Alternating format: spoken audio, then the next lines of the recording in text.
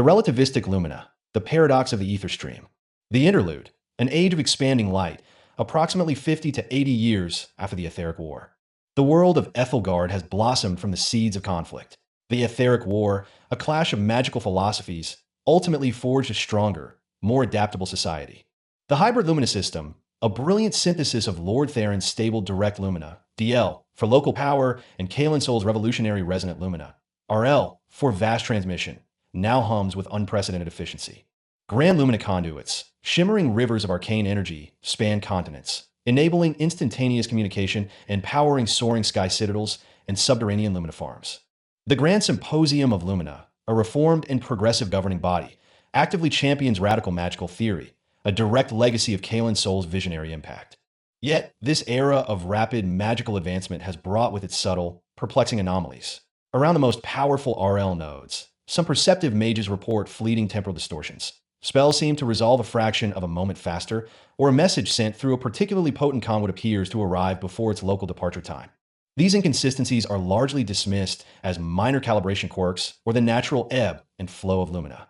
But for one mind, these minute discrepancies are the keys to unlocking the universe's deepest magical secrets. The unassuming theorist, Master Illyra's legacy, Vance. Our protagonist is Vance, a brilliant but unassuming lumina theorist whose quiet demeanor belies a mind of unparalleled insight. He holds a humble position at one of Aethelgard's newly established lumina observatories, vast crystalline structures designed to monitor the global Aether-Stream. Unlike the grand spellweavers who manipulate torrents of lumina or the meticulous artificers who craft intricate ether machines, Vance is captivated by the fundamental behavior of lumina itself, its very flow, its interaction with space, and the elusive concept of time. He is a solitary figure, more comfortable with abstract thought experiments and complex equations scribbled on magically enchanted chalkboards than with the political machinations of the symposium. He possesses an almost childlike wonder at the universe's magical mechanics.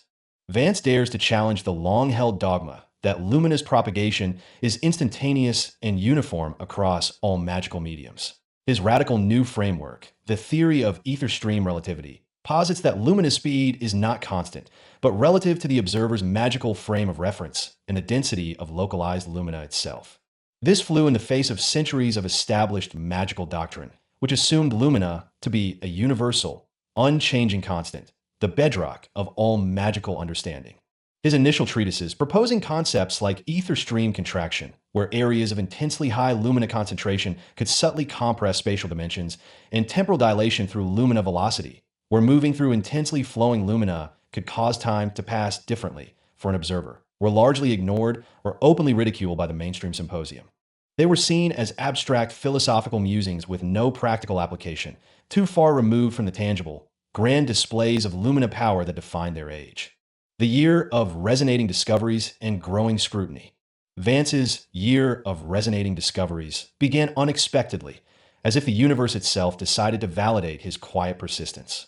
He published a series of 4 groundbreaking papers in quick succession, each subtly building upon the last, forcing the symposium to take notice. On the luminomagnetic resonators of moving ether bodies, he accurately predicted previously unobserved fluctuations in powerful RL conduits when affected by specific gravitational lumina distortions, such as near massive mountain ranges or deep ocean rifts. This provided the first tangible, measurable evidence for his relativistic ideas, showing that lumina was indeed affected by its environment in unexpected ways. The luminoelectric transmutation effect. He proposed a simple, elegant mechanism for generating small, sustainable bursts of lumina from inert magical conductors when exposed to specific frequencies of ambient Aether-Stream vibration. This had immediate and profound practical applications, allowing for miniature, self-recharging lumina batteries, a massive leap from cumbersome, finite power crystals. This breakthrough instantly caught the attention of pragmatic artificers and entrepreneurs, leading to the rapid commercialization of his Lumina cells and earning him a grudging respect from the wider public. Does the Aether-Stream induce variances in temporal flow? This paper directly addressed the nagging, temporal glitch anomalies around RL nodes, proposing a rigorous mathematical framework that explained why observers in different lumina environments, particularly those experiencing high lumina velocity, might experience time differently. This paper was met with a mix of awe and trepidation, as it bordered on taboo topics related to the age of sundered time, when reality itself was said to be unstable and time flowed unpredictably. The equivalence of essence and latent lumina, E is equal to ml superscript 2. This final, most revolutionary paper proposed that matter itself, even mundane, non-magical objects, contained an immense amount of latent lumina that could, under extreme conditions, be converted into raw magical energy. This was a direct challenge to the idea of fixed elements and opened the door to unthinkable power, hinting at a universe where creation and destruction were two sides of the same magical coin. This last theory, in particular, attracted the intense scrutiny of Archelder Solara, a highly influential and politically astute member of the symposium. Solara was a staunch traditionalist, wary of any theories that threatened the existing lumina balance or suggested uncontrollable power.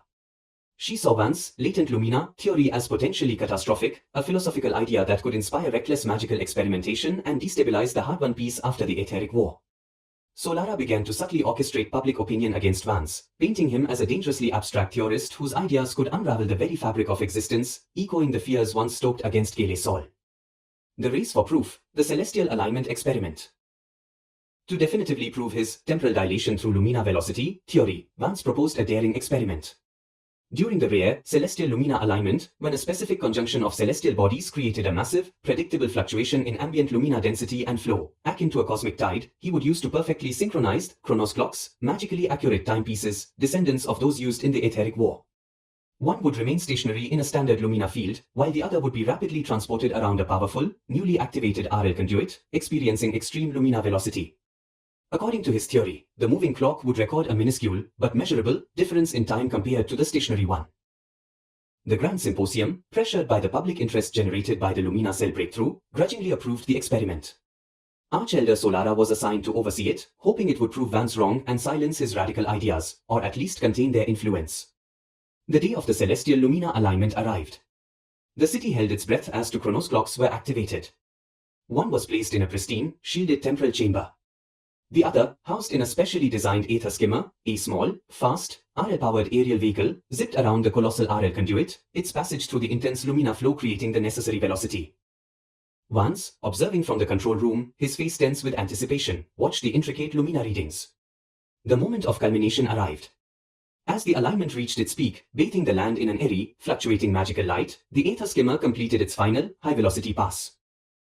Cliffhanger, the glimpse beyond the veil of time.